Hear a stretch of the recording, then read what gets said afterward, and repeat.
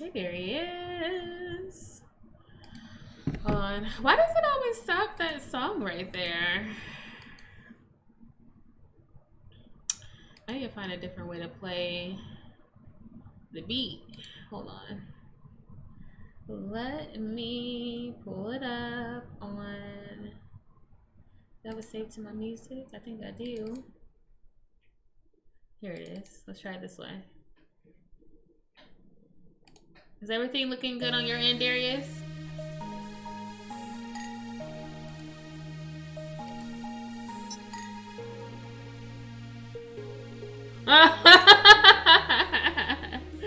No, I didn't stop it. Okay, hold on. Let me post that on my YouTube. Post the link. Yeah, I already put it in Discord, right?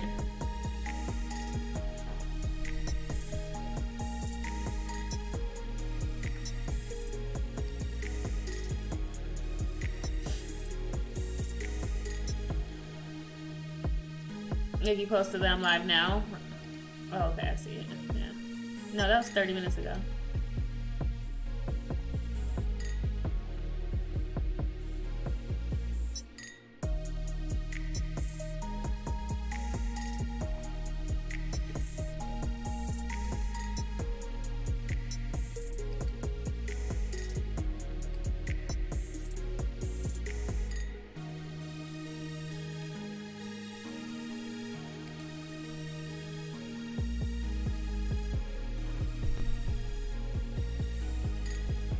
Right. I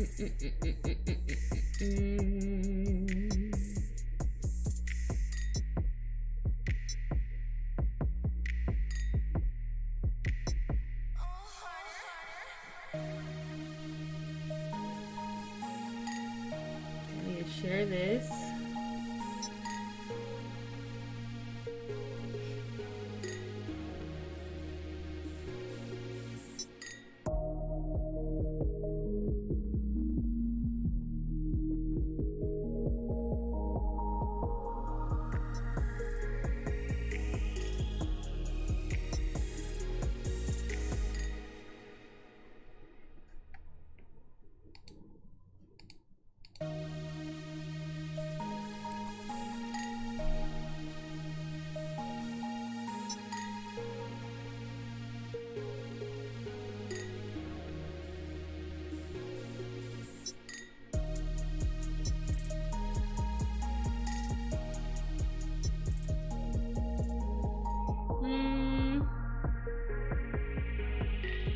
Hey, Caesar. It's okay. I'm still trying to catch up myself. We all took a nap earlier. Threw us all off.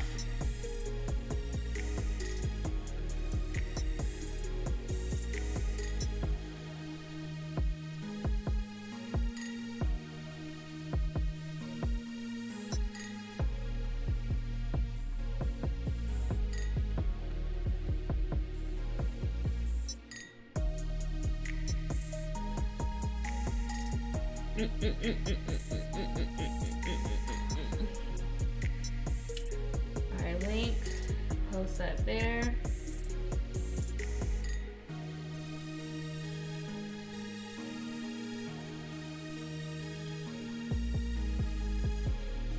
Alright, this is a time for me to be a stickler about how everything looks, even though I really, really want to.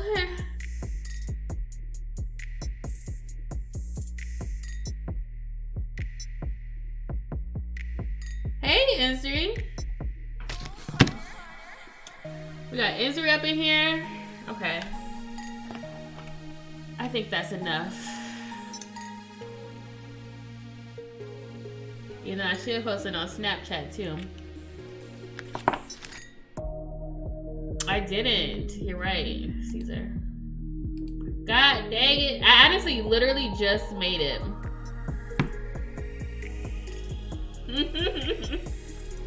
I just completed it right before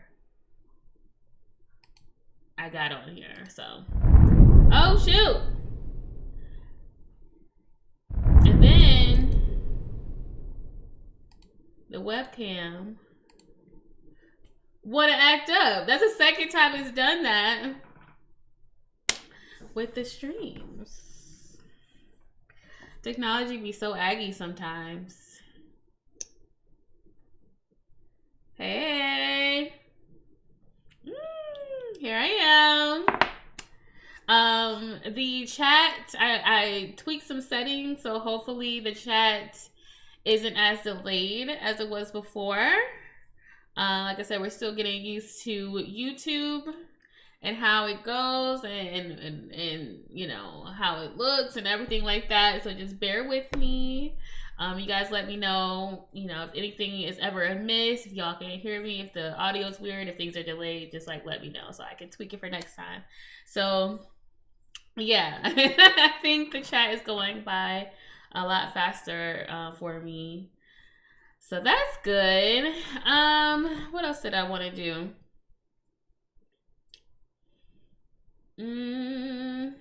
I kind of also wanted to post this picture on Snapchat.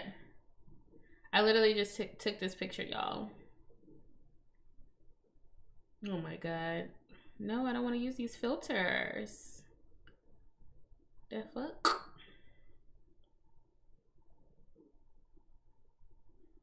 Y'all see? Damn! It never fucking wants to. All you can see is my eyes. I can never show y'all the image. Well, this will do. Link. YouTube link.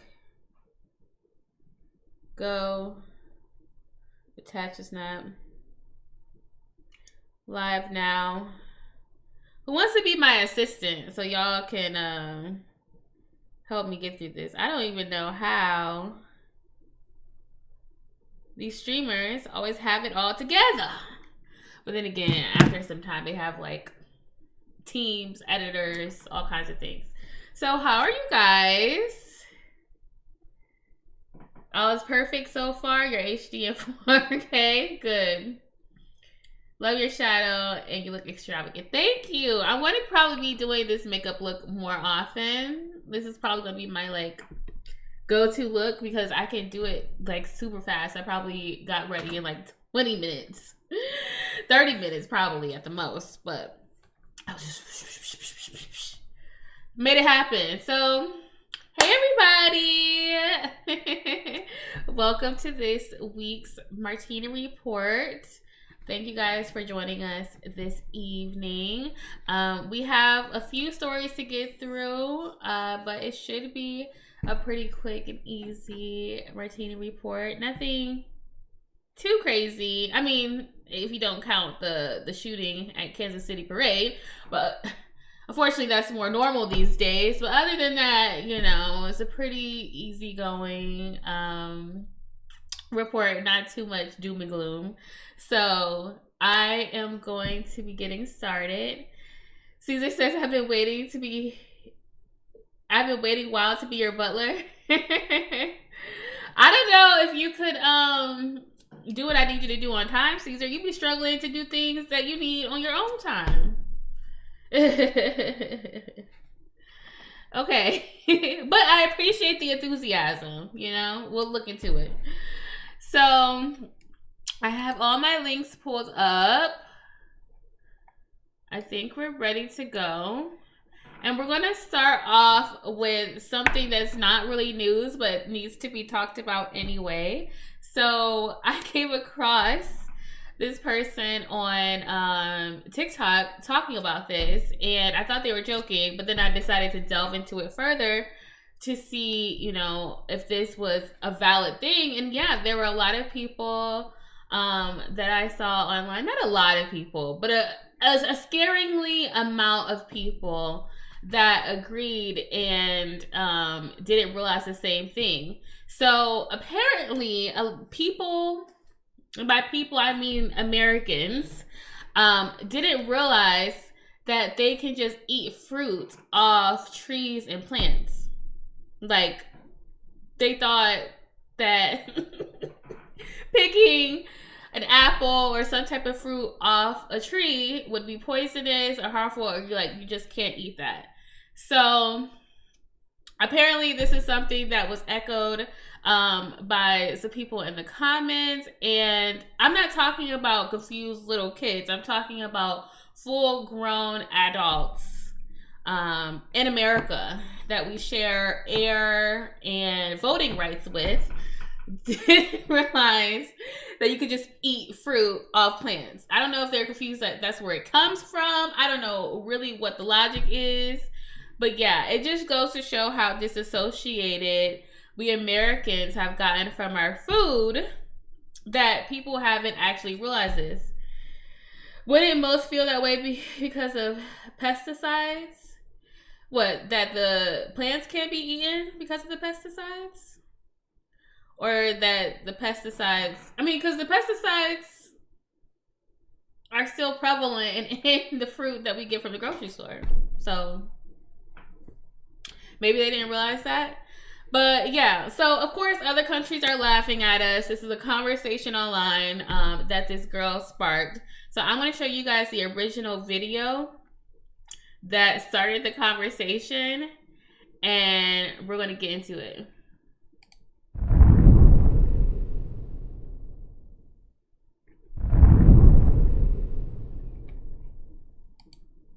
Okay, this is the viral video.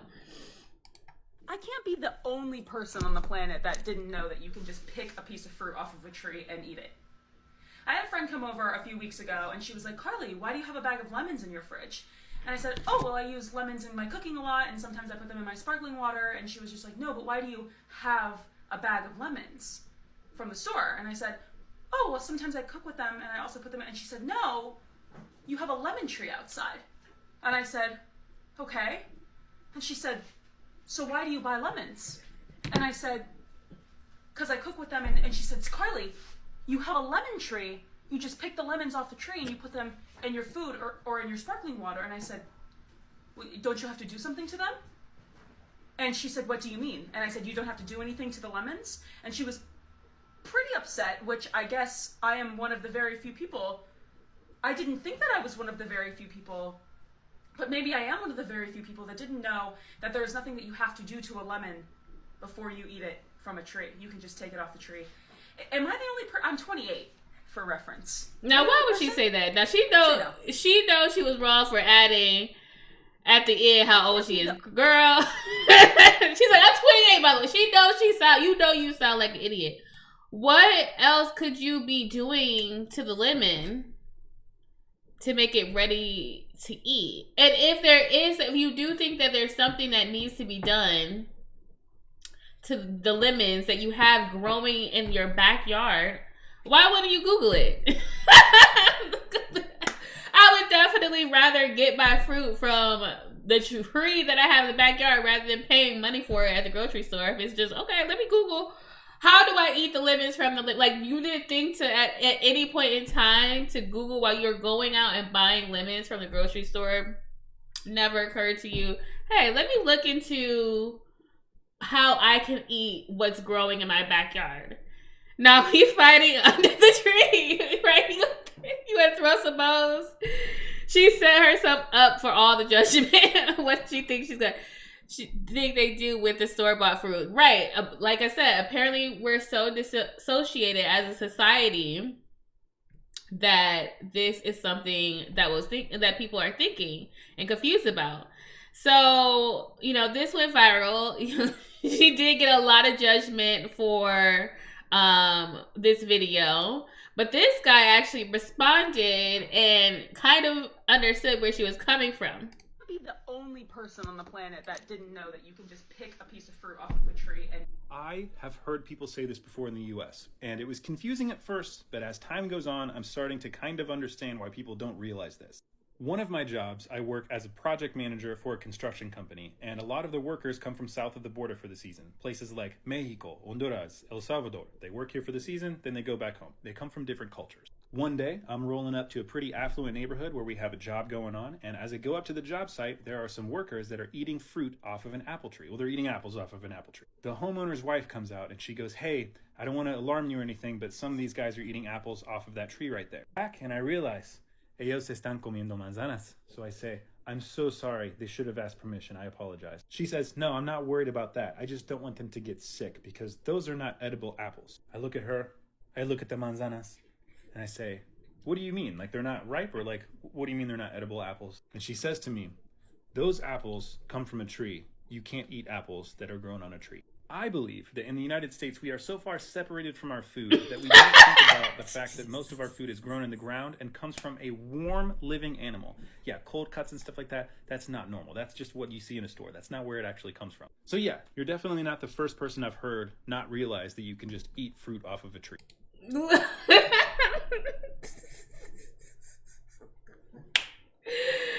I'm sorry. I don't care. That is still crazy to me. Even though we obviously mostly get our food from the grocery store, I thought that we all learned at some point in our education that fruit and things grow from trees and plants.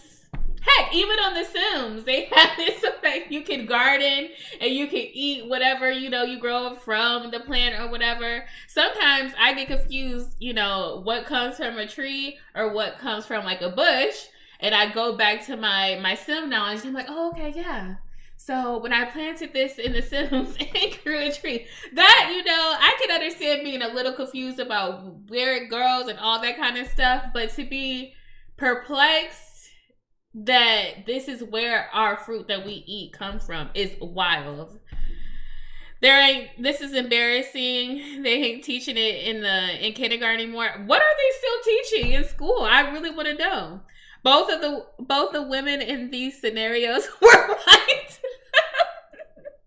You can tell too that the person he was talking about was definitely some Caucasian woman. Probably rich as hell. Or confused about where the heck fruit comes from.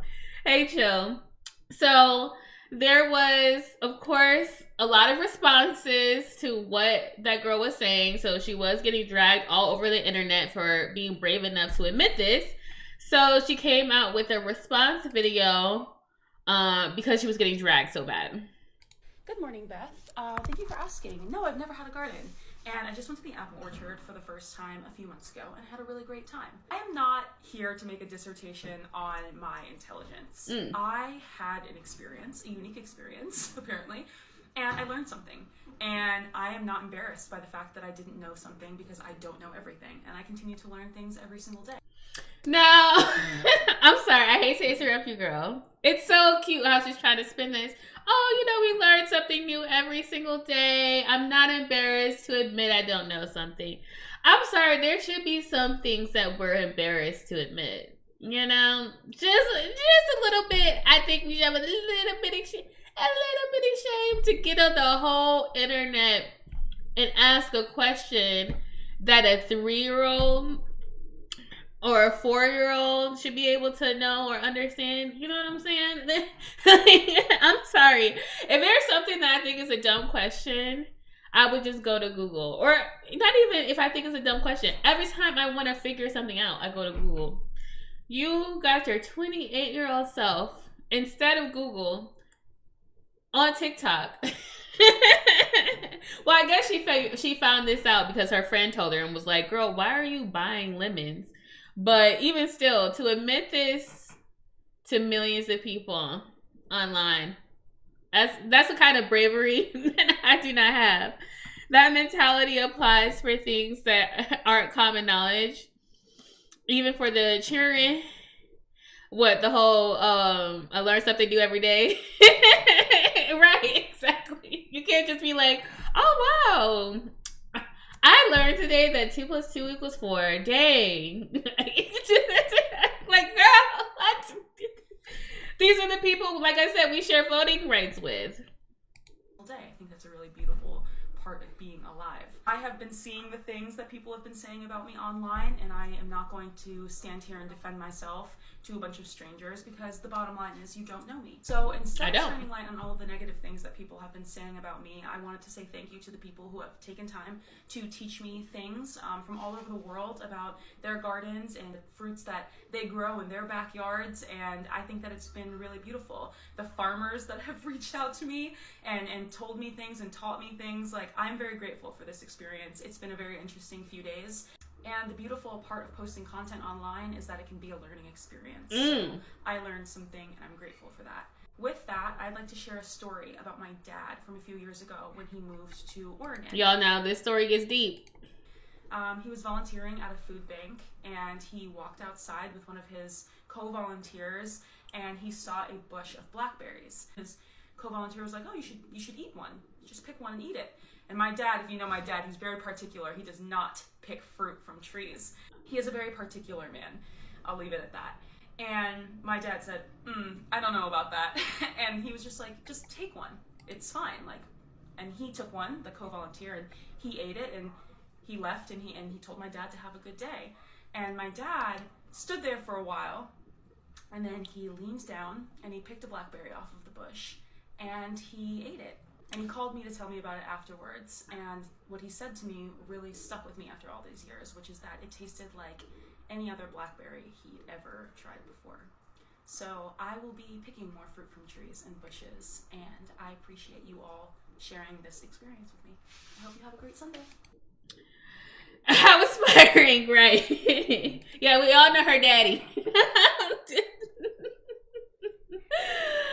Wow. I feel like that says more about the future of our society than anything else does. I feel like if there was anything else that I've talked about on this show that could indicate where we're going in the future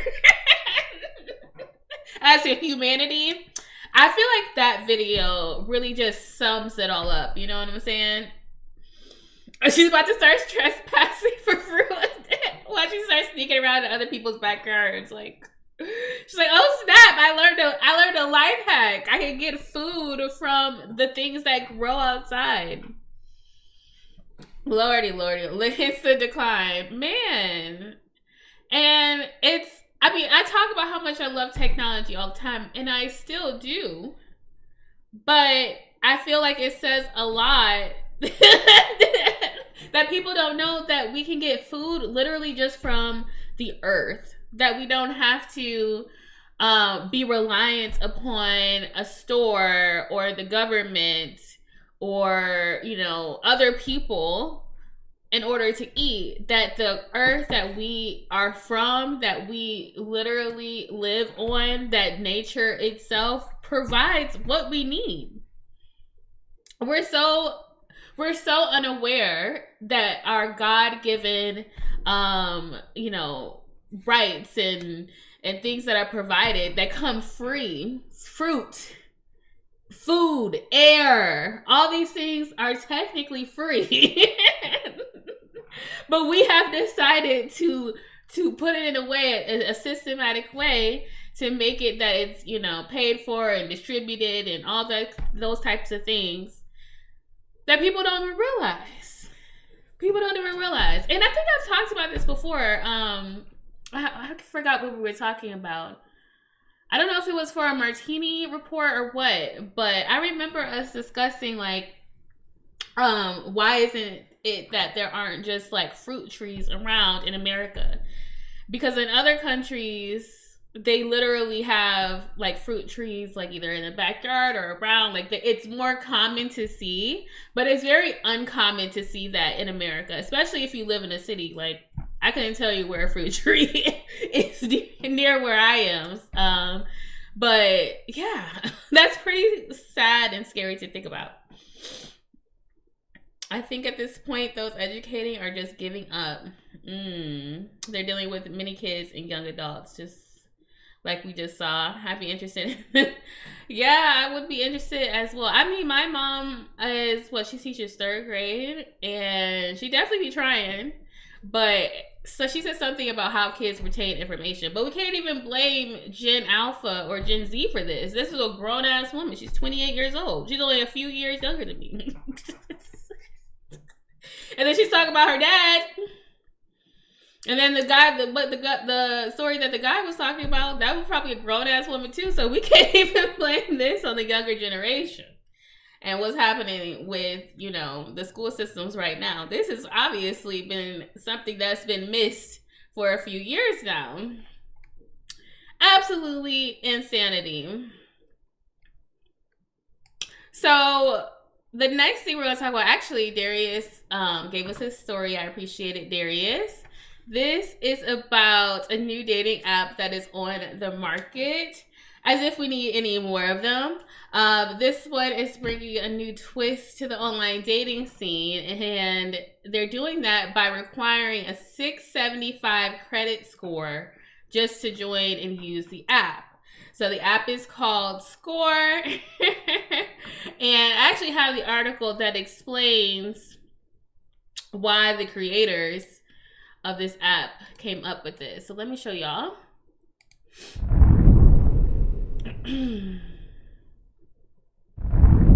This will have even less users. There'll be like 20 people in there. So let's see. This is the article. The co-founder Luke Bailey says we need to take. Oh, let me zoom in for y'all so y'all can see. We need to take the conversation to areas where finance isn't traditionally discussed. He told TechCrunch, adding that traditional methods for raising financial awareness are outdated. So before you can educate people, you need to get their attention. With Score, we're bringing the conversation to dating. So it looks like they're trying to kind of like help with financial literacy, talking about, you know, having good credit, raising awareness about finances and relationships, which, you know, I understand that's an interesting way to go about it. It says talking about money is often uncomfortable, but the reality is that finances can be an important part for relationships for a lot of people. Very true. According to CNBC, most U.S. citizens believe debt is a solid reason for divorce.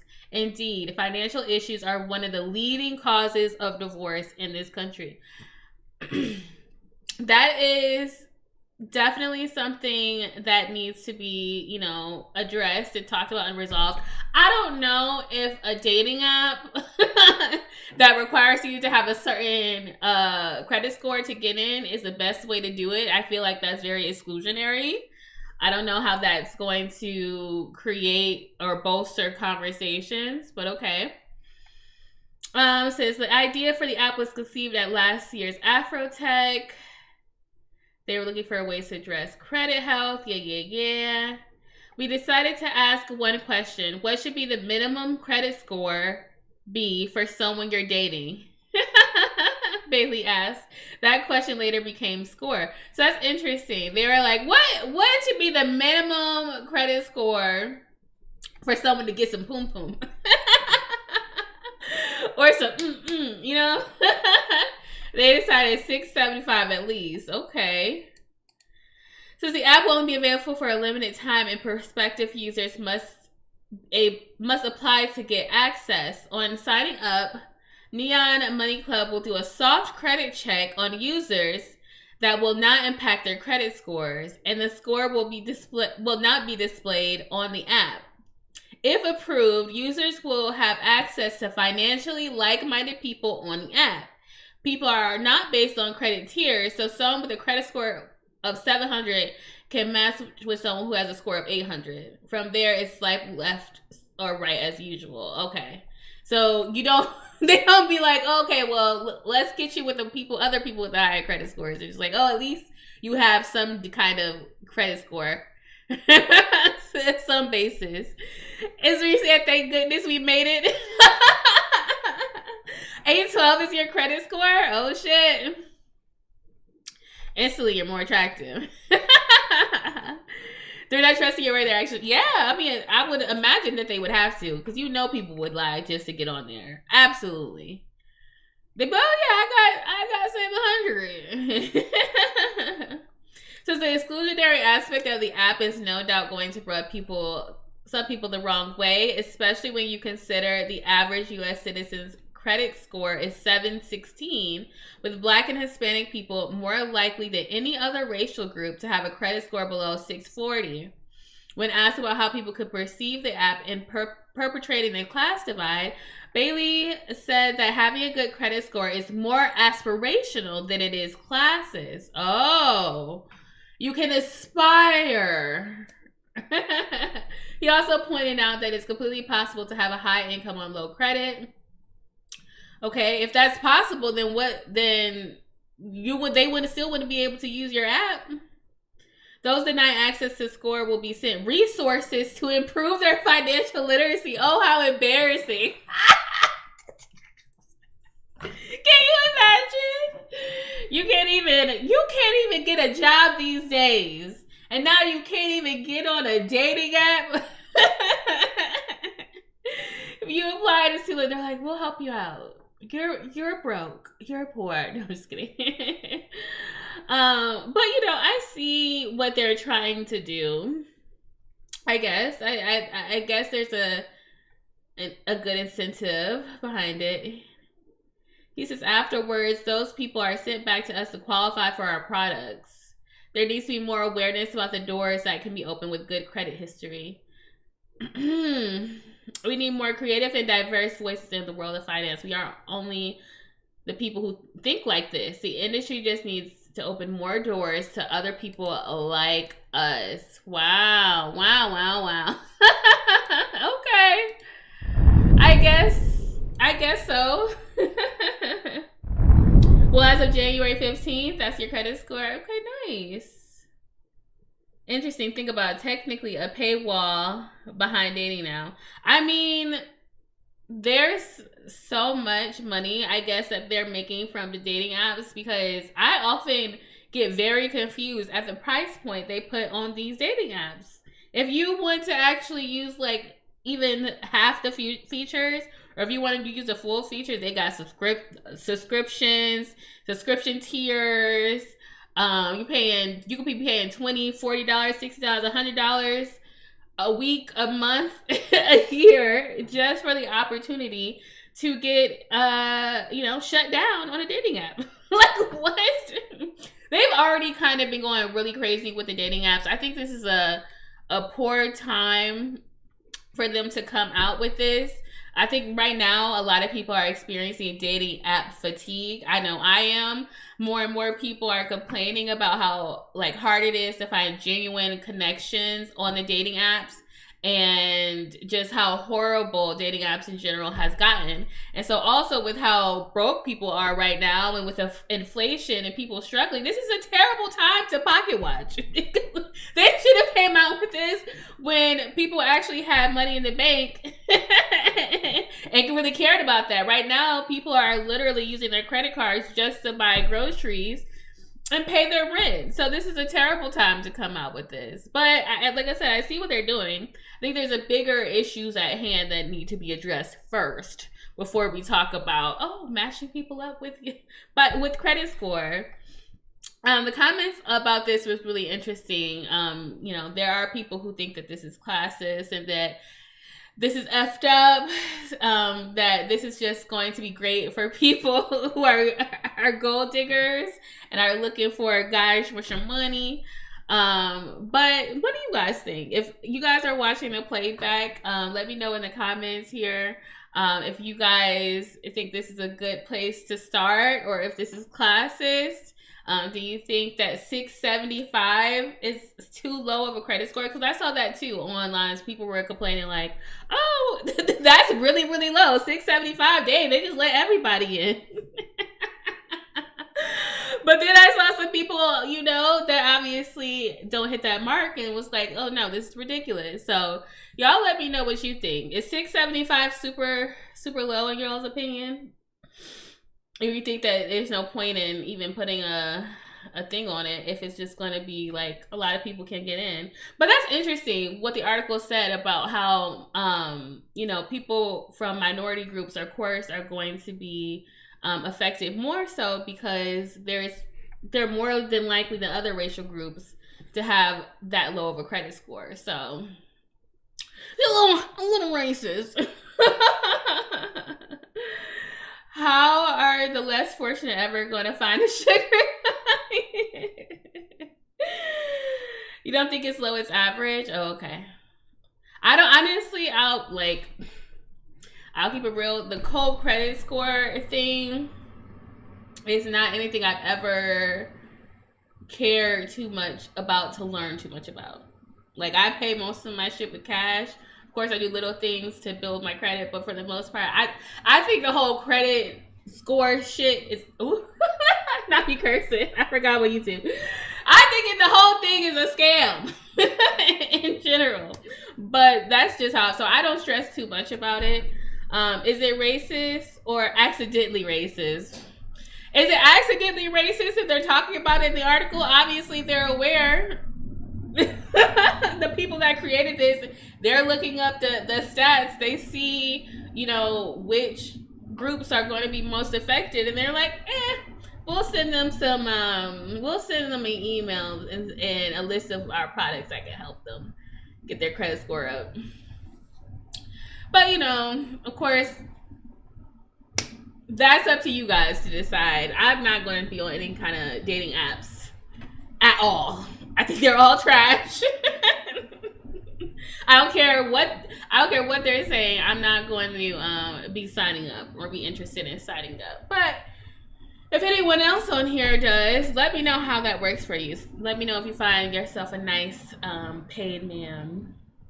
But speaking of money, speaking of people with some money, we're going to talk about the Apple Vision Pro. We talked about that in a previous Martini report where we discussed the features, the $4,000 sticker price, and if people are actually going to buy into it.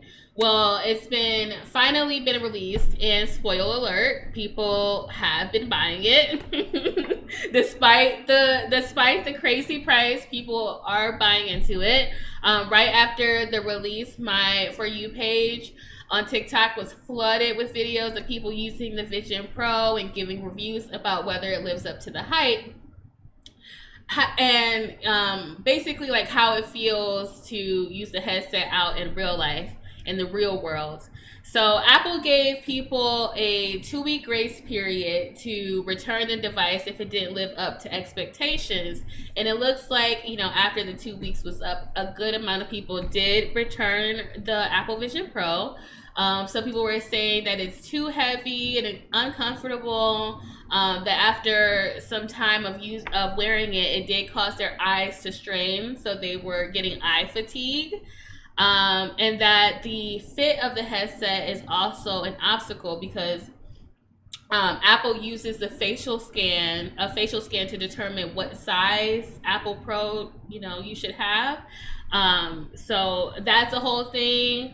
If you're blind or if you have eye issues like me, what you would have to do is order prescription optical inserts to go into the headset. I wonder how much extra that is. Because that probably if I already spent $3,500 on this device, and then because I have bad eyesight, I gotta spend even more money just be able to see in the thing. But I just never like thought about that when they first announced it. Like, oh yeah, how can people with, you know, that have vision problems, how are they going to be able to see?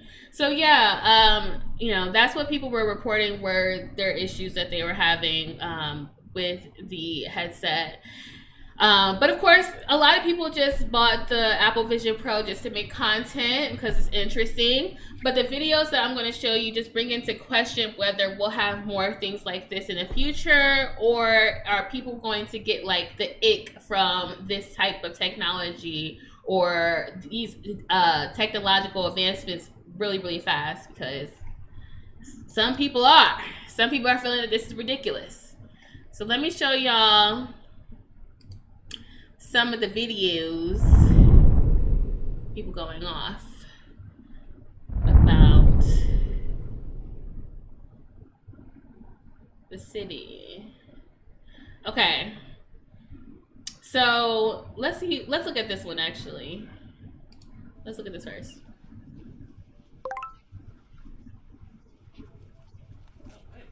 What's going on? What are you doing? What are you doing? Stop it! What is this? What? Hello. So that's how it looks. You can pretty much see screens and apps as if it's like right there in front of you. This guy walked around in public with the Apple Vision Pro to see how people react. Because, of course, a lot of what these people are looking for is attention. It's pretty obvious. But they got it.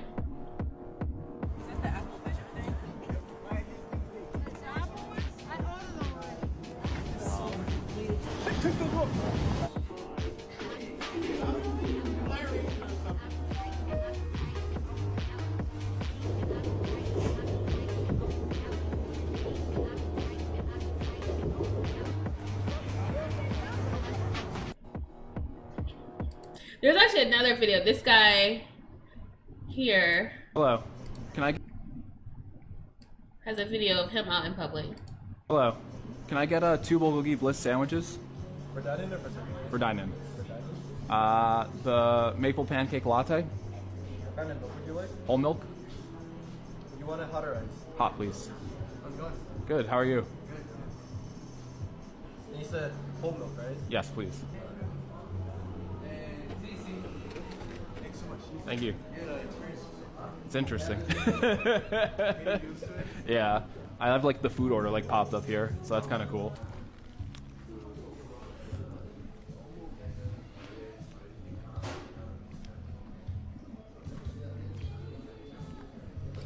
I can honestly totally see people doing that, like in the future, just sitting down and like scrolling on some invisible thing instead of being down the road just eating.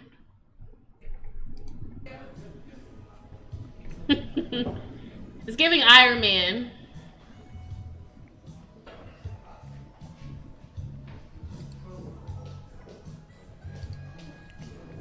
Hello. Can I get 2 bulgogi bliss? Let's see another video. Because these are really fascinating. Let's see. This guy was driving with the Apple Vision Pro. For some reason.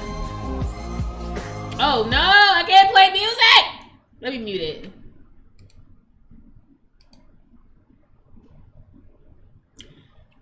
So this guy, I guess he was in the Tesla. He got pulled over by cops for driving down the highway wearing the Apple Vision Pro. Nobody eats at coffee shops anymore. I love coffee shops. You clearly don't have any class. Here we see the complete immersion into digital world. Free of human interaction except when absolutely necessary. Absolutely. People already look kind of like that. You can play 30 seconds of it. Well, I don't even want to try it. Let's see. There's another one. This guy. See, I don't trust it. On the bus or on the train, typing. The Wall-E share. You know, I still haven't seen Wall-E.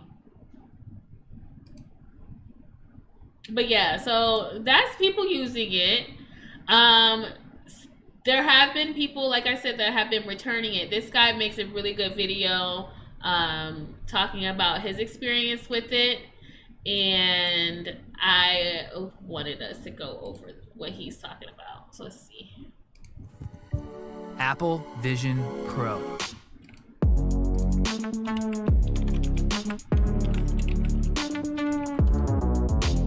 Obviously, I'm not gonna record the video like this, but this looks pretty fire, doesn't it? Take this off.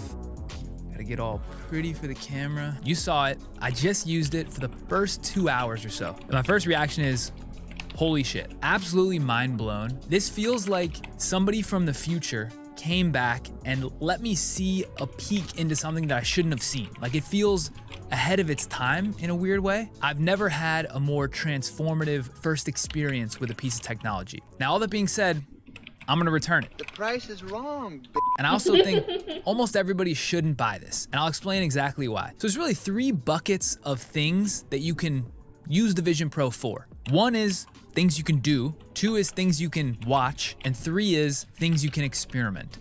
So I wanna talk about my kind of reaction with each of those and who I think this is for and why you should or shouldn't buy it at this stage. So before I go into those buckets, it's clear that this is the shift. This is the platform shift. When you watch this and you go through the demo at the Apple Store or you pick one of these up, all forms of entertainment, gaming, media, everything is gonna go through this type of experience. It's just night and day. It's like seeing black and white and seeing color for the first time. It's so crazy. However, the ecosystem of media and peripheral items, cameras that need... Wait, hold on.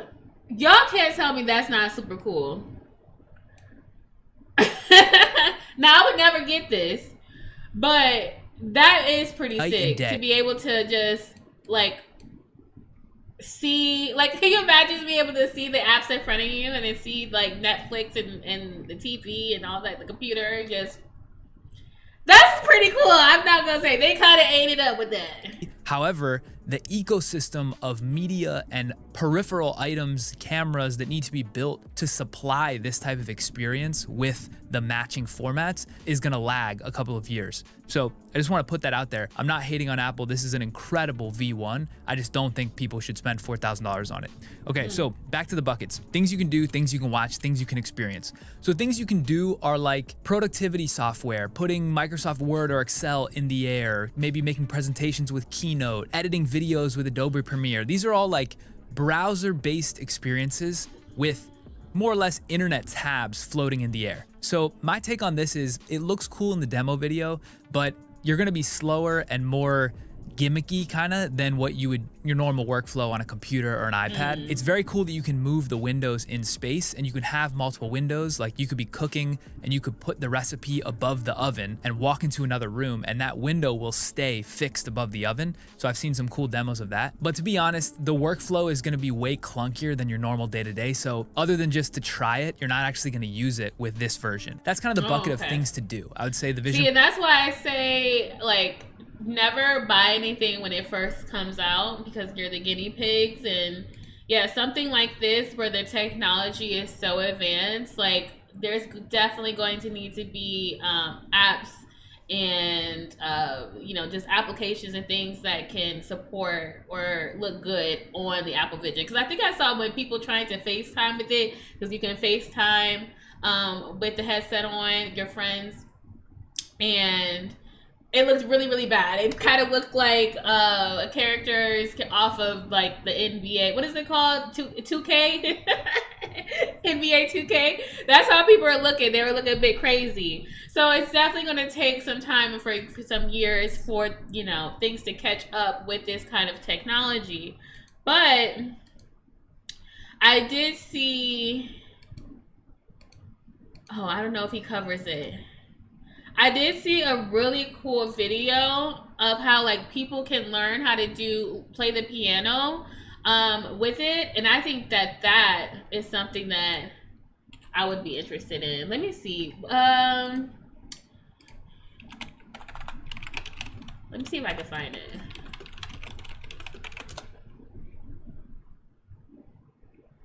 Oh, yeah, yep, here it is. Look at this. Now this would probably be the best use for stealing the jobs for piano teachers. F the piano teachers. They usually rude anyway. No, I'm just kidding. But a piano teacher can't actually sit there and like help you see and learn from like firsthand experience. That's what I'm saying. This is so dope. That would be really, really cool to be able to see the notes. It's kind of like playing Guitar Hero, but with your actual fingers, learning how, like getting used to the feel of the piano. You'd be a musical wonder, right? That's the first thing I would do. I would definitely use it for learning an instrument. I've always wanted to actually learn an instrument, but it's tedious. So that's super cool. I saw people talking about like, oh, if you need to fix your car, you could use the Apple Vision to kind of like tell you, or this type of technology to tell you like what actually needs to be fixed on the car, like what it'll point to. It could tell you real time like how to go about these steps of like fixing whatever issues on your car or anything like that. And I'm like, that is pretty sick. Now, is that $4,000 sick?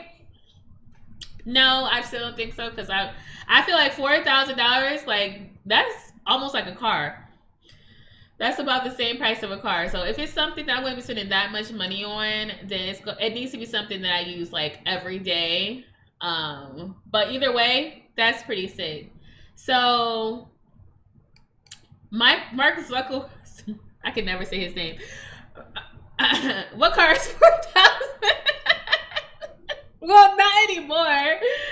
But cars, you used to be able to get like a used car. Yeah, you can get a used old car for like 5, 6, 7,000 back in the day. Definitely not now, but shut the hell up. You know what I mean? That's an investment for sure. Gotta be seamless for me to spend that. Yeah. What is you whipping around? That's a good question. I don't even know what car is you got. I forgot. So Mark Zuck, he is not super happy about this because, you know, he is, you know, Meta, Facebook, all that kind of stuff. He came out with, they came out with the Quest, because that's Meta's thing, right? The Quest headset. Yeah, the Meta Quest. So he's in direct competition with Apple Vision Pro, and of course he has some things to say about it. All right, guys. So I finally tried Apple's Vision Pro, and you know, I have to say that before this, I expected that Quest would be the better value for most people since it's really good and it's like 7 times less expensive. But after using it, I don't just think that Quest is the better value. I think that Quest is the better product, period. And you know, the different companies made different design decisions. I wonder why. For the headsets, they have different strengths. But overall, Quest is better for the vast majority of things that people use mixed reality for.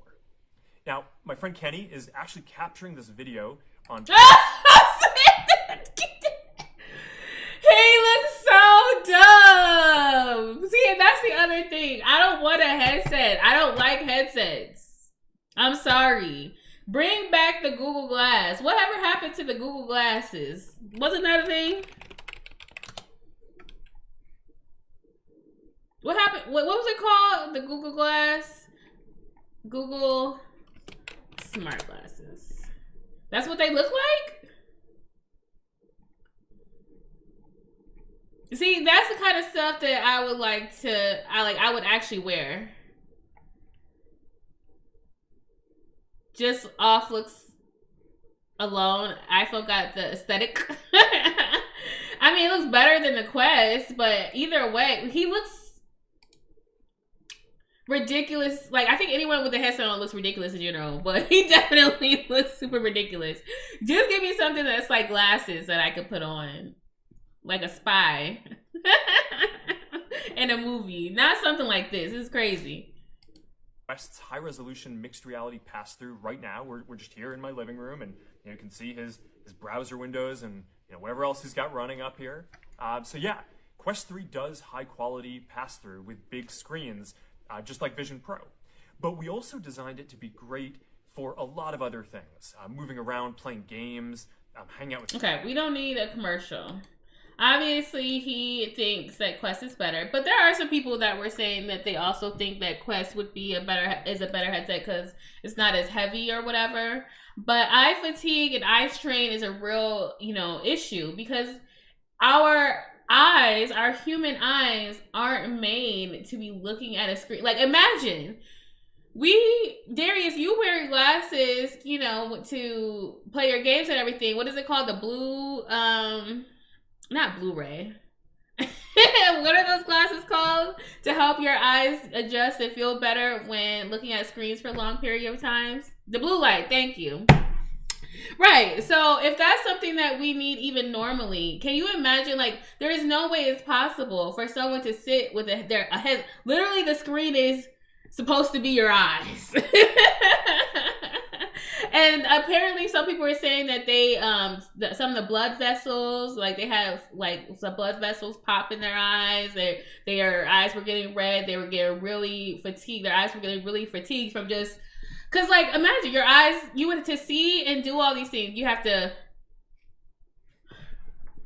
look around. That would get exhausting. And honestly, I get even tired with my Alexa. I know it sounds silly, but you know, with Alexa, how all you have to say is Alexa, da da da da da da. I get tired of sometimes being like, Alexa, this, Alexa, that, Alexa, this. You know what I'm saying? I'm sorry if anyone has Alexa that is trying to listen to me right now, but I just, like, we humans just sometimes get very fatigued and exhausted with, like, overuse of technology. It gets to be a point of ridiculousness. We're not humans made for technologies. Technology is made for us. So, you know, our bodies are, I feel like at a certain point, our bodies are going to reject it. I mean, unless, of course, we force ourselves to evolve with this technology and we're all walking around hunchbacked, eyes open like this, fingers big and ready to to point at stuff.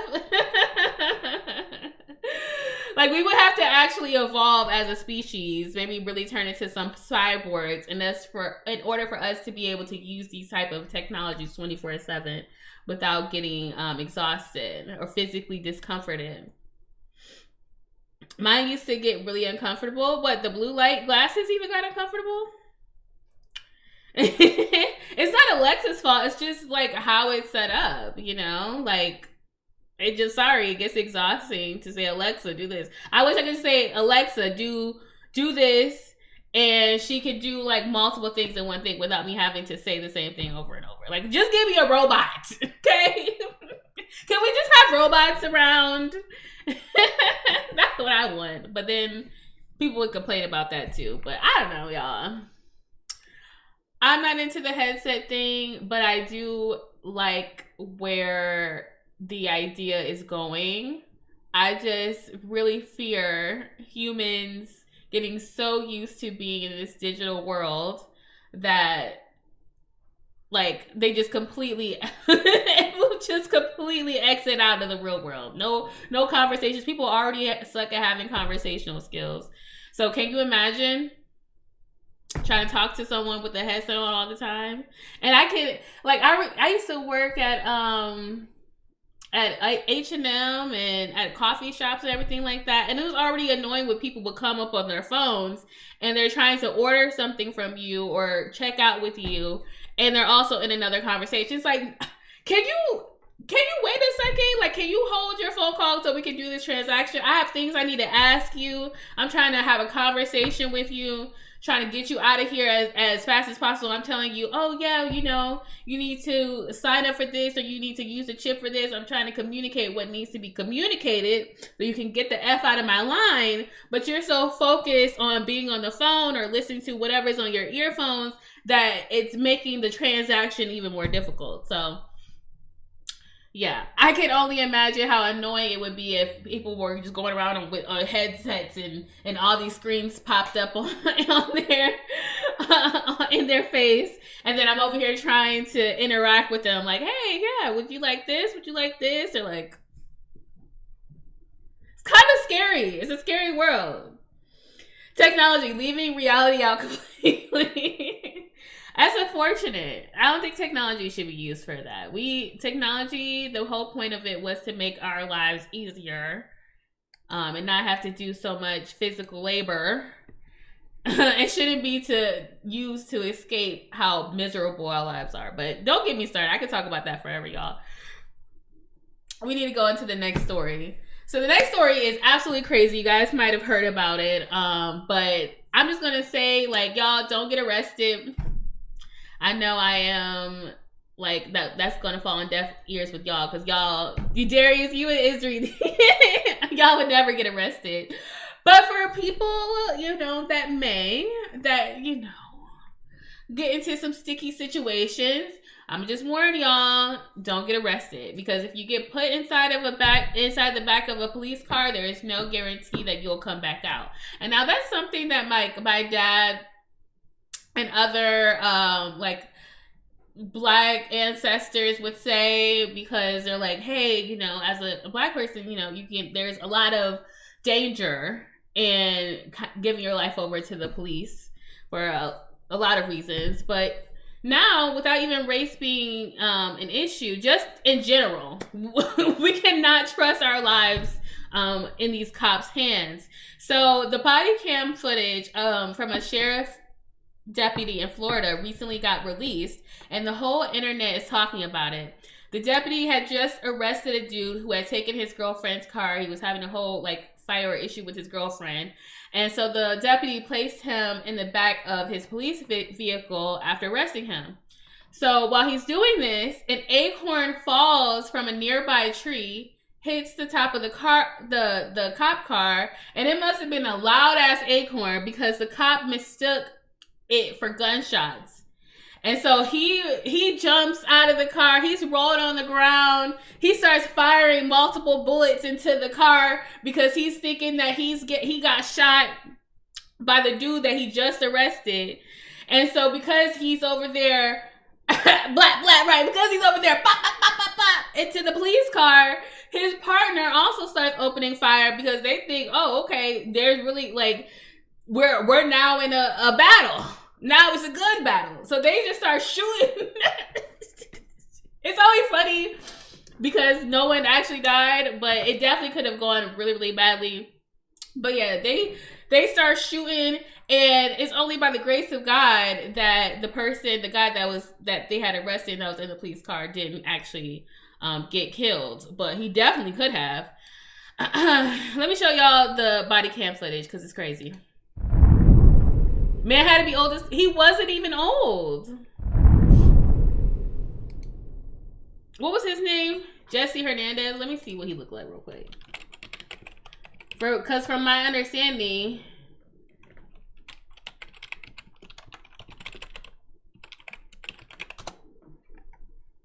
he was maybe newer to the field. Oh no.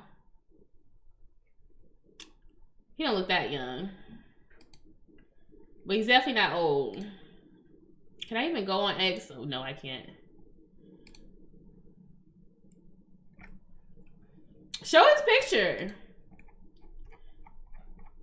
Jesus. Now, if it had been some Black guy doing something, they would have had his image everywhere.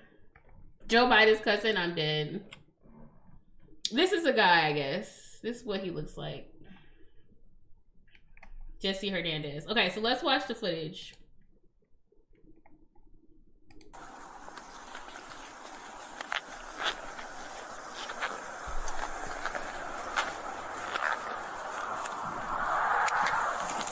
Shots fired!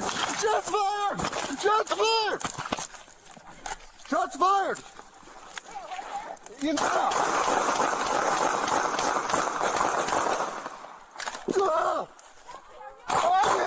I'm hit! What? I'm not! In the car! I was shot through the car! Oh!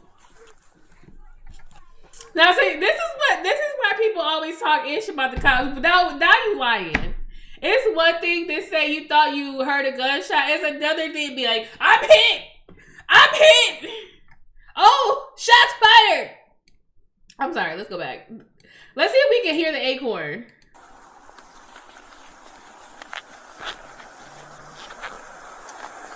I'm sorry, this is so funny to me. Shots fired! Shots fired! Shots fired! Shots fired!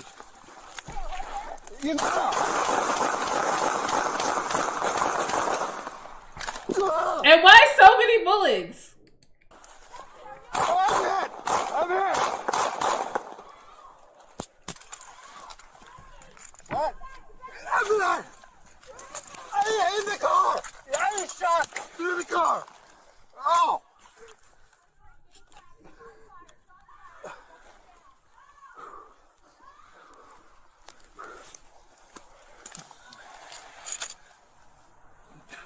He's having a meltdown.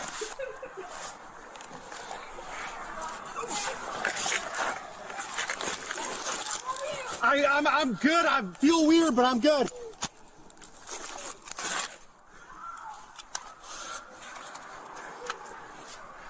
That adrenaline clearly was pumping.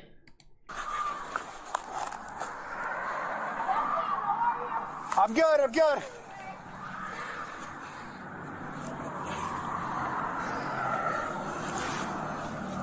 That poor guy in the back of the cop car just...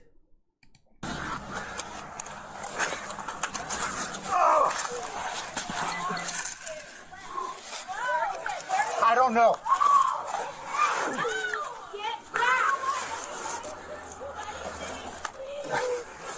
I might have hit my vest. Right, there he is.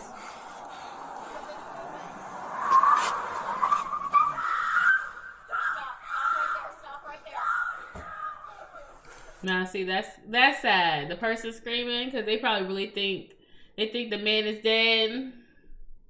That's so traumatic.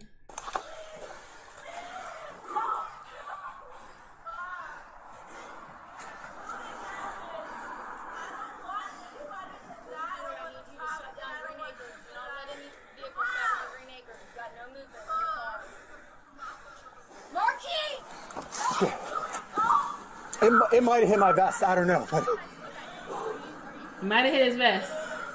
I'm not.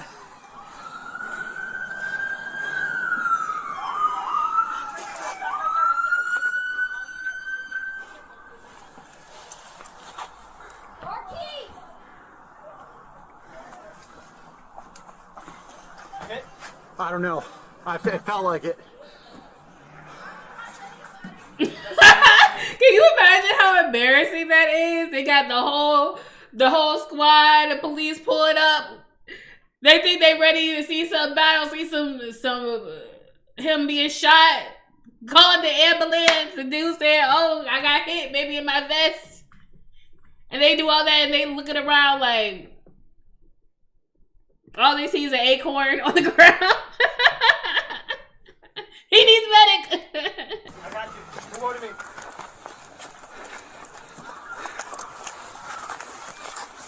Jesse, come back.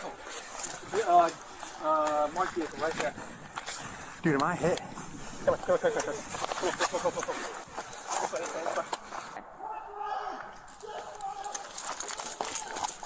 What? Oh! Where? Right there?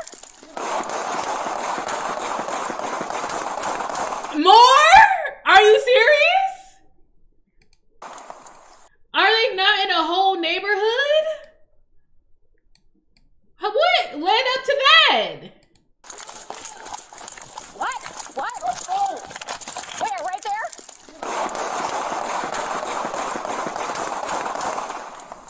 Jesse, are you okay? Get in the house! Get in the house! Jesse! Oh, this is from her. Maybe this is her body cam. Where is he? In the car. Oh yeah, that's her body cam. Cause y'all see him? He's over there. He's over there crawling.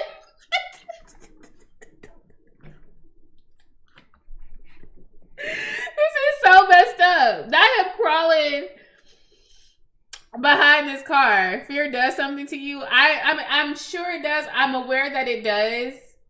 But you would think that people that are trained to be in fearful, high-stress situations are actually capable of handling these type of stressful situations a lot better. It is not okay. How many bullets was that they fired into that cop car where that person was that they arrested? Handcuffed. Man, this dude is handcuffed in the back of the car and he's getting shot at by the police officers. Didn't do anything.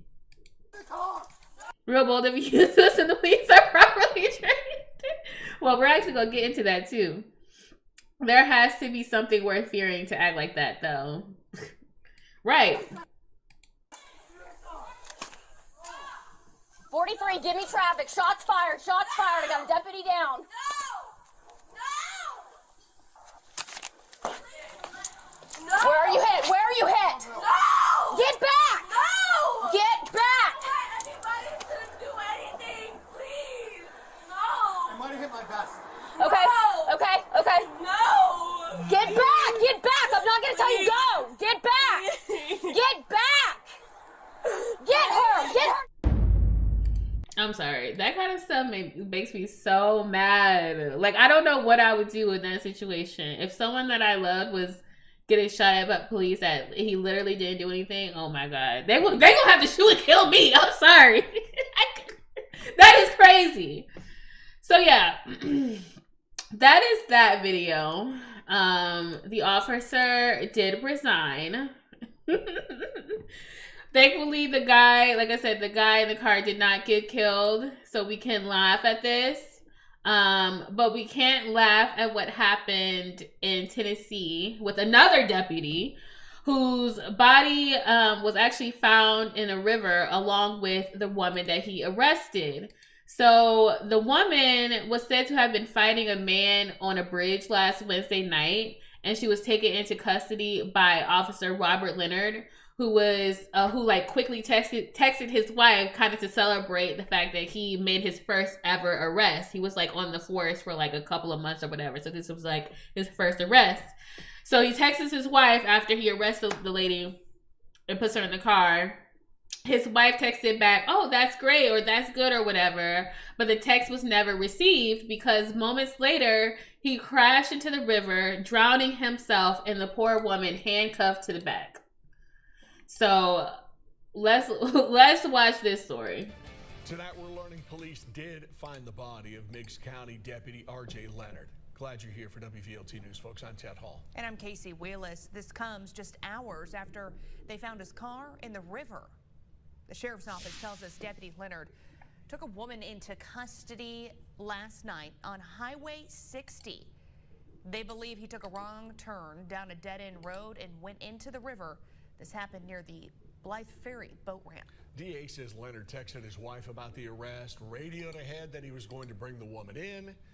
About 12 minutes later, Leonard radioed again in distress, saying something that sounded like water. Well, crews found his police car, pulled it out of the river earlier today. They found a woman's body in the back seat, but no sign of Leonard. A few hours later, crews found Leonard's body near that vehicle. Sheriff getting emotional after this, making the announcement. As of a few minutes ago, we found Deputy Leonard's body covered him from Tennessee River. This is still an ongoing investigation. As the body is being taken to the Knoxville Forensic Center, we were there when there was a bit of a police escort. They call it a small procession from the boat ramp in Meigs County.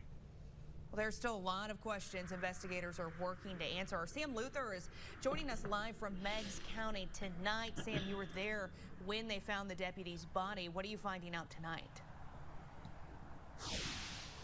Yeah, Casey, Ted, a little bit of clarity on the death of Deputy Richard Leonard. We're told by investigators who spoke with me off camera here around this scene that they don't believe there was any sort of foul play. They believe this was just a tragic accident. They have no reason to believe there was any sort of struggle with the inmate in that back seat. They believe he simply drove down this dead-end road behind me, and unfortunately, that dead-end road leads to water, which is ultimately where that car was found, and again, where this tragic discovery was uncovered really over the last several. How does a dead-end road just lead to a river? Hours here. We are learning more about Deputy Leonard as well, the chief deputy here. There's no sign, there's no type of thing. Because when I was researching this, they were saying that someone had recently died basically by drowning because of the same thing. Happens all the time. That doesn't change the fact that something should be done. Maybe some type of obstruction, some type of thing. Like, it was nighttime when he was driving, so I can understand, like, especially when there's a lot of woods and trees and it gets very, very dark on these country roads. So there is no kind of thing that they put up, especially after the woman drowned the same way. Like, come on.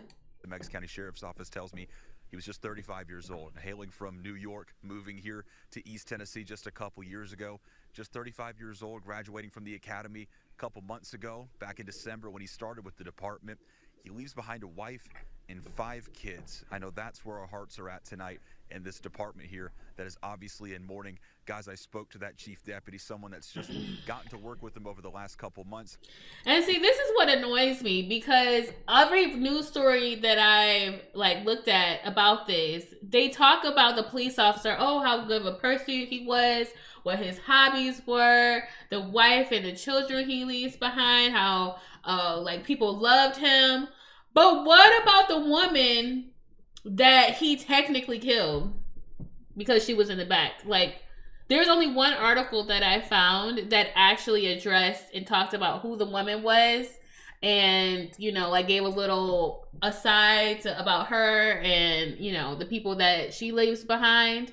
Her name was, hold on, I have her name somewhere. Her name was Tabitha Smith, and I hope she rests in peace. But yeah, that really disgusted me, the fact that they're so focused on trying to paint this police officer, oh, he was a good person, da-da-da-da-da. Okay, sure he was. No one, I don't even think anyone it was questioning if he's a good person or not. The problem is that he arrested somebody that was in his charge, and she drowned handcuffed. I think they found her body in the cop car, and then they found his body. They didn't find his body with her body. It was somewhere else in the river. But yeah. So there was no escape for her at all. They build roads and realize that the grounds are too fragile to keep going that way. So they just back up and build another way. Concrete barriers cost money. Oh my God. Oh. So it goes back to capitalism. It's a BS. The point is that it's BS. Let's see if they actually talk about Tabitha. He didn't want to go on camera, but he told me just off camera. Didn't matter if he worked with us for a day or 15 years. Once you're a part of that department, part of that law enforcement family, you are really kind of a family member to them. It's all one big family in blue, and tonight, guys, they are in mourning. Father of 5 found dead tonight. Appreciate it, Sam. A lot of questions still not answered. We will keep you folks up to date. No mention. Is that not sick? Am I losing my mind? That is sick. I'm sorry. I do, of course, rest in peace to the officer. But I'm absolutely disgusted. Exactly. Because I never finished the rest of the video. So I'm like, okay, maybe they'll talk about the woman that died. They're acting like the woman did not die. There's 2 people that died in that story that drowned tragically. And your main focus is to paint the police officer in a certain type of way. This is what people be talking about when they talk about propaganda, when they talk about how media bias, when they talk about an agenda. Because there is absolutely no human way that you don't see any problem, or you don't even think to address the woman who died. But you guys are so focused on painting this officer in a good light. That's weird. That is freaking weird, bro. I don't care. But speaking of shootings, gotta get into this last story to follow up with what we talked about last week, because we discussed the Kansas City Chiefs winning the whole Super Bowl and all that kind of stuff. Well, as you guys know, the Kansas City parade had a tragic shooting that happened as they were trying to celebrate. And it's so ridiculous that these type of shootings happen so often now that it's not just as much of a shock when these things happen. It's oh, okay, here's another shooting. Because literally just last week we discussed the church shooting, what was happening at Joel Osteen's church. And I'm sure if I wanted to come on here and every week at least have a segment where I talk about what shooting happened today, I could do that, because that's how often and how normal mass shootings have become in our country. And it's insane. It's absolutely ridiculous that our American politicians and our economic overlords want this for us. They're fine with this. because it keeps happening. This has been an issue ongoing for years now. And this is how I know that they've been lying this whole time. People lie and they try to make it seem like everything's about the kids. Oh, we gotta protect the children. Oh, the children are our future. Oh, you can't do this, you can't say that because the kids are watching. Oh, you gotta be a good role model for the kids. They don't care about the kids. They don't care, because this is a perfect example of something that needs to be resolved, because kids are actually being killed, shot, murdered, and nothing is being done. Nothing. That we have to have another conversation about another shooting, and this was at the Super Bowl parade. And this is why I say all the time, like, of course, we love our distractions, we love our entertainment, but I genuinely am starting to think that entertainment and these distractions and this emphasis on, just feel good and everything's okay, despite the fact that there is literal fire and brimstone around you. I think all of that is purposely definitely being used and weaponized against us to distract us from what's going on. Everyone's so focused on distracting themselves from the BS that we can't even get to the heart of the issues and solve the issues.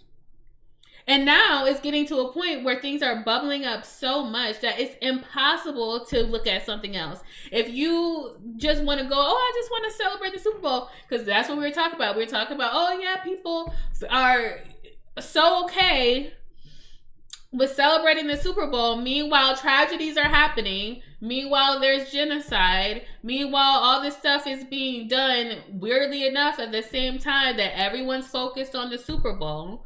And so all these people that just want to enjoy their football, and they just want to feel good, and they just want to be entertained, and they just want to have distractions from the scary, sad things that happen in the world. Now it's knocking on your back door, because now there's even shootings happening at the parades. That nothing is safe anymore. So at a certain point, it's literally going to get to a certain point where there is no way that we can be distracted, because the tragedy will come here personally. People have a hard time caring about things that happen across the oceans, or in another city, or in another state. So what does the universe do? The universe will give you a lesson each and every time. Until you understand the lesson, until you actually get what the universe is trying to put in front of you, the same pattern, the same issue is going to keep going and going and going until it knocks you all the way completely down. And now you're the one that's a victim, or someone that you love is a victim.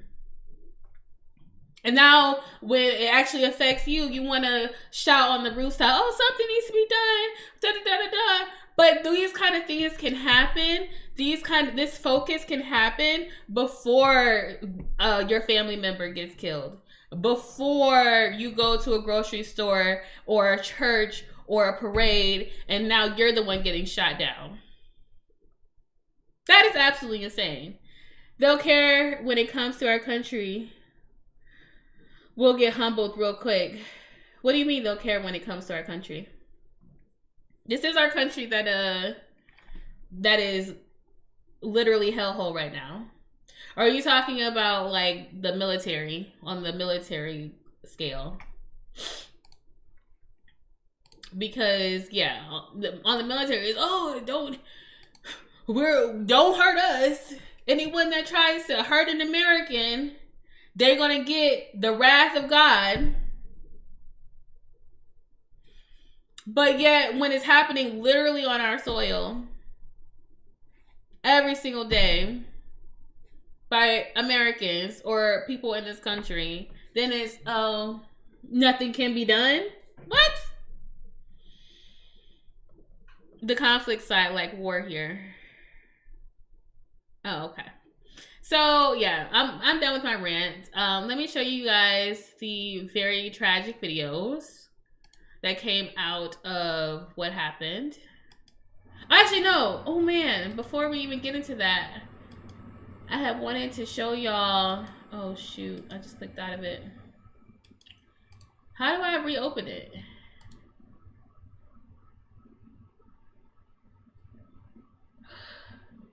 You know what? We'll just do that at the end. Let me show y'all the videos that I'm talking about. And then we'll watch the video on how to become a police officer, the qualifications to be a police officer afterwards. So let me show y'all my screen. This will be real quick. You enjoyed your rant? Thank you. Thank you. And of course, it will be one of those things where the people that need to hear it won't hear it. And the people that don't need to hear it because they're aware, they're the ones, y'all the ones that hear it. But the people that actually need to wake the F up and pay attention and be in the know, what are they doing? They're smoking weed.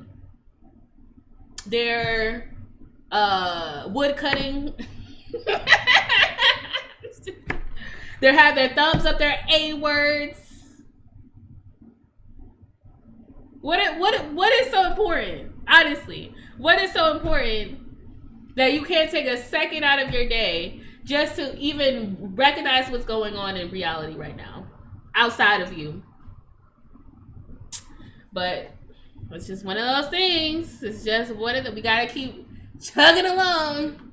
Okay, so this was the moment that this reporter realizes that there is a shooting happening. Because of course, since it was a parade, there was live reporting there.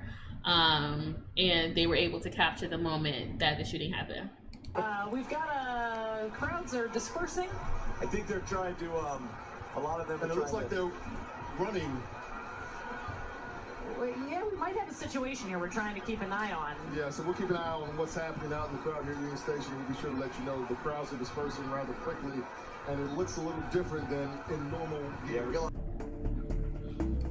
See, they're braver than me. I would have ran the heck out. I would be like, ah! Shots fired! Shots fired! Like the police officer. Here's another video. Thank you, Darius.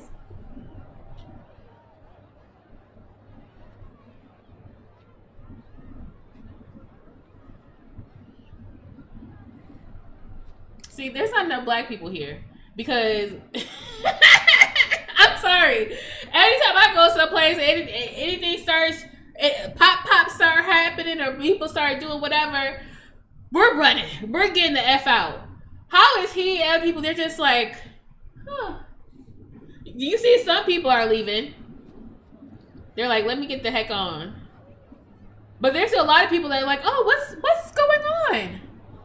What's happening? Guys, something's going on. Something's going on, guys. All it takes for me is to see people running like that. I'll run too. I'm gonna ask questions later. Guys, something's going on. Guys.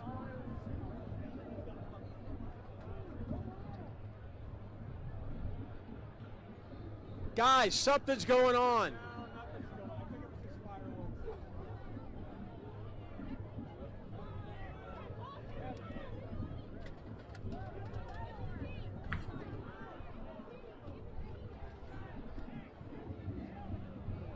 Crazy. So this is a new video that dropped. Well, actually no, this was a few days ago. Apparently they talked about like what was going on. Oh look, Fonnie Willis. Something about Fonnie. But this is an article or a video about, you know, what was possibly the motive. Now to the latest on the mass shooting at the Super Bowl celebration. Kansas City don't know real world. They clearly don't. They're over there like moving slow. Excuse me? Leave my boss alone. She's all over the news. Every time I look at something, there's her name. That's sad because she's probably really, really good at her job. And the main thing they want to focus on, they finally want to give her shine when she's snooping somebody. See, that's what it is to be a woman. You can be doing what you're supposed to be doing your job really well. What people focus on? Who the heck is in between your legs? That's not fair. Now to the latest on the mass shooting at the Super Bowl celebration in Kansas City. Authorities say it all may have started from a personal dispute. ABC's M. Wynn has more. This morning, authorities say the deadly mass shooting at the end of the Kansas City Chiefs victory parade started as a look how that disbursement. That's so scary. This morning, authorities say the deadly mass shooting at the end of the Kansas City Chiefs victory parade started as a personal dispute that exploded into violence. 2 juveniles are in custody. Preliminary investigative findings have shown there was no nexus to terrorism or homegrown violent extremism. 1 person was killed and more than 20 others wounded, where at least half of them were children under the age of... That's insane. That's a lot of kids going to the hospital because they got shot at a parade. Children under the age of 16. The youngest injured just 8 years old. One father, Jacob Gooch, was caught in the gunfire. I see smoke coming out of my ankle. People rushing me. I turned to try to start running, and I collapsed to the ground because obviously I couldn't run. Had been shot through my ankle. His girlfriend and one of his sons also shot, all recovering now from injuries to the feet and legs. I couldn't help get our kids, and that killed me. I had to sit there and just wonder what was going to happen next. 2 men seen in this video praised by police for taking down one of the suspects. I didn't hesitate. It was just do it. The shooting Wait, what's the happened suspect? Down one of the... What was going to happen next? 2 men seen in this video praised by police for taking down one of the suspects. I didn't hesitate. It was just do it. The shooting happened despite the presence of more than 800 police officers in the area. First, 800 police officers. Responders were nearby to quickly help the wounded. And last night, a vigil for 43-year-old Lisa Lopez Galvin. Many, including her brother, mourning the mother of 2 and local radio host. This is another example of a real loving, real human whose life was taken tragically with a senseless act. I think that's the woman that Taylor Swift, she donated like $100,000 to her family or the funeral proceedings to help out, which, you know, that's so great on her. Just so sad that that had to happen anyway. ABC News, Washington. Right now, some security... So this video is actually going viral. This is from a couple of years ago, but it's going viral now in response to, you know, the shooting. And it's really, really sad that this, what he was saying like a couple of years ago, is very valid and prevalent and relevant to today. Happened with our team in the last 6 hours. We're going to start the same way tonight. Any basketball questions don't matter. Since we left shoot around, 14 children were killed 400 miles from here,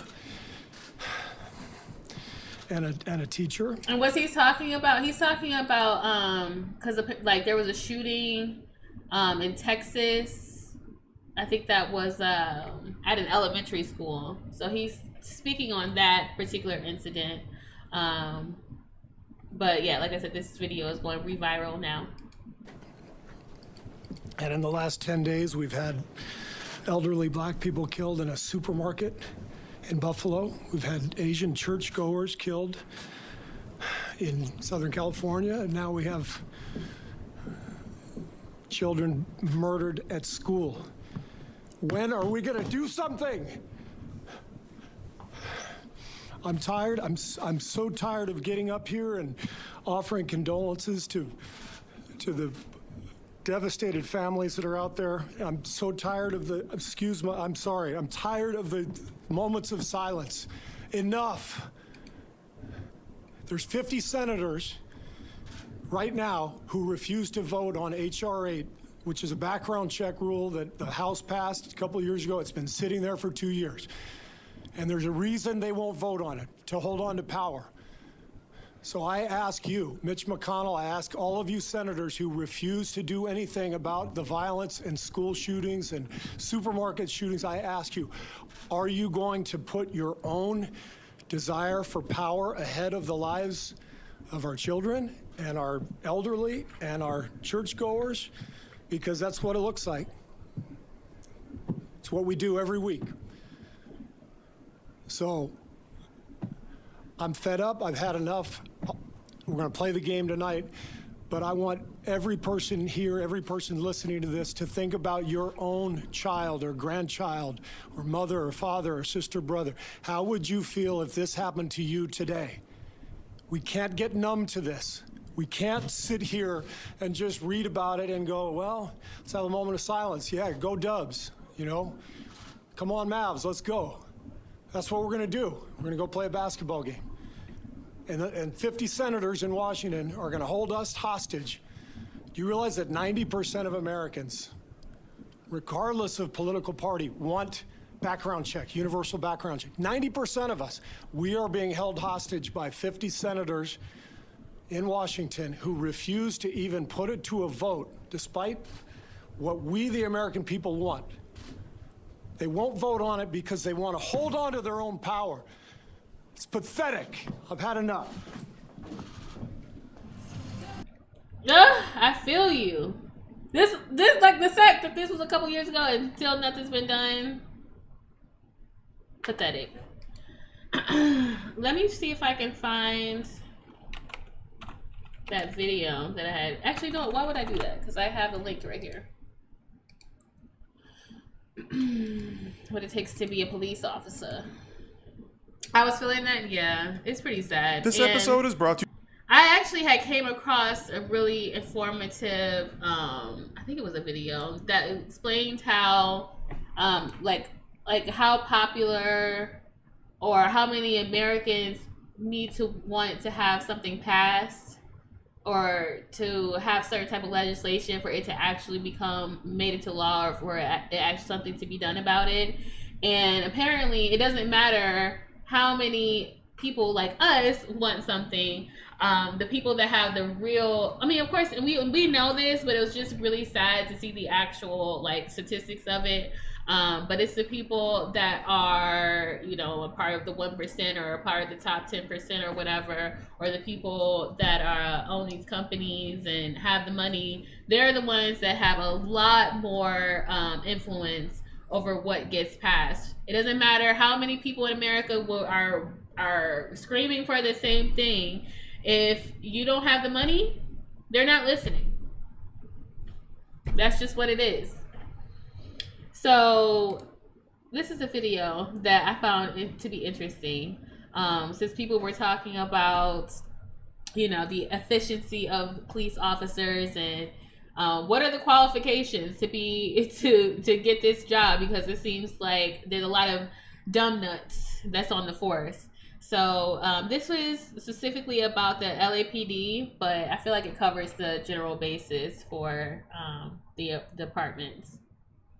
Are as famous as the LAPD, because few cities in the world are as tough to police as the Wild West city on the coast, Los Angeles, city of angels and demons alike. But do you think you could do it? Today we'll give you a taste of what you might face on this episode of the Infographic Show. Do you have what it takes to be an LAPD officer?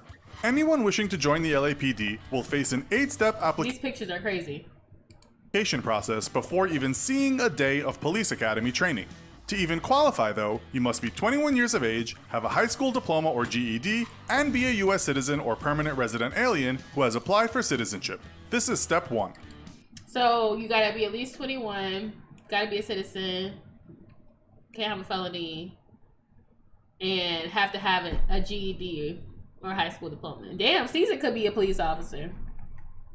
Step 2 is a personal qualification essay, designed to determine an individual's personal qualifications to become an officer. It asks the recruit to explain why they want to be a police officer, among other personal. I'm dead. Are women falling off the graph for police officers? No 21-year-old needs that. Right, can you imagine Chill being a police officer? Come on now. 21 is crazy young to be like, oh yeah, you can be a cop. The recruit to explain why they want to be a police officer, among other personal questions. If your essay passes muster, next you'll face a physical abilities test. First is a 1.5-mile run completed in a maximum of 21 minutes, accompanied by a 300-meter sprint. If you pass both, then you'll be scored on the maximum amount of sit-ups and push-ups you can do in 1 minute. This will complete your physical fitness qualifier and earn you a score between 1 and 100. Next, you'll face a background examination, a polygraph test, a department interview, a complete medical exam, and at last, a psychological evaluation. Out of an estimated 15,000 annual applicants, a whopping 96% of them fail to pass even this initial screening, with an additional 20% never graduating from the academy. But say you've got what it takes both physically and mentally. Are you tough enough for the streets of Los Angeles? In the state of California since 1908, 1,634 police officers have been killed. That's an average of 15 officers a year. The leading causes of police officer deaths are gunfire at 740 deaths, automobile crash at 183 deaths, motorcycle crash at 170 deaths, vehicular assault at 103 deaths, and vehicle pursuit at 71 deaths. Los Angeles has been responsible for 334 of those deaths, a disproportionate amount versus any other city in the state. Meanwhile, nationwide, the rate of police officer deaths is 13.5 per 100,000. Right, there he is.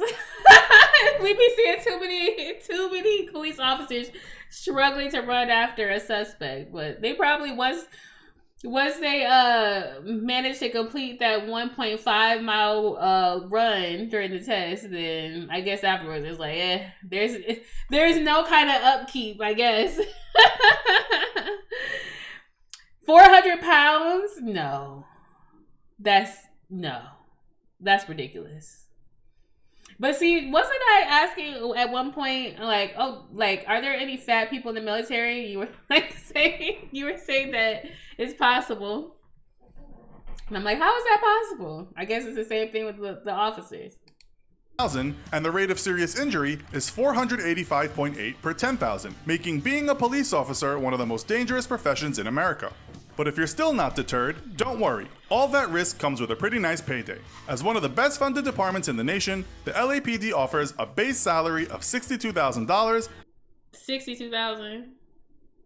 And that starts on your very first day in the academy. Upon completing the academy, your salary is automatically bumped up to $65,500. After a probationary period, typically lasting 6 months to a year. I'm sorry. I know people are saying defund the police. I don't think that that's enough money to be risking your life. That's the whole thing. That's also what pissed me off about America, is that the pay rates for certain jobs just do not make sense. It doesn't matter how important the job is. You could be only being paid $30,000, $40,000 a year. Teachers, police officers.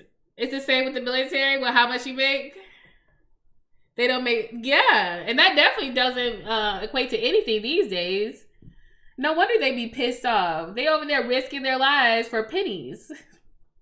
Year maximum, a police officer with no college degree and no prior law enforcement or military experience will receive a raise to $70,000 or $73,000 if you do have a degree or previous military/law enforcement experience. After a few years of experience, you can expect an average salary of around $97,000, not to mention health and life insurance, paid time off, and a pension plan. This was another You better get health and life insurance. You're literally risking your life.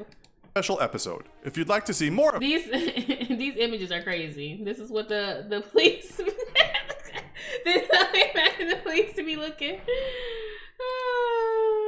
Crazy. But yeah, that is all I got for y'all. The Martini report is over. We said they're 25K above the national average after a year at 21. I guess so. Like I said, nothing makes sense, but I'm not the one freaking making the rules. I don't make these decisions. Apparently there's men smarter than the rest of us that are just so intelligent and so capable of running this amazing country. And we should just all be glad. We should just all be happy and grateful. Right? But yeah, that's all I have for the Martini report. I was thinking on staying on here longer, going on Twitch and playing some games, but my tummy hurt. I don't know if I can make that happen. Thank you, Darius. Thank you. This, of course, will be posted after I'm done with the live, and if you guys want to share it or share any of the videos, that'd be great. Make sure you like it, so I can get my likes up, and hopefully eventually the algorithm, because that's how YouTube is ran these days, eventually the algorithm will start pushing the merch report. Fingers crossed. As long as I stay consistent, stay giving y'all the news, and y'all stay coming, then we eventually will be all right. We'll see. Or maybe I should just come online and shake my boobs, since that's what people want. You know? You know, kids dying in the streets. Food is, our literal food and water supply, poisonous. Animals, fish, dying. Water levels rising. But, you know, seeing a woman shake her boobs is way more interesting. Boobs above all else. But you know what? No matter what, I trust that I and we will stay blessed. We're blessed as long as we do what we know is right. So thank you for coming to the video. I will be seeing you guys next week. And the links and everything you guys need to know will be in the comments or in the description below. So thank you. Bye. Bye, Darius.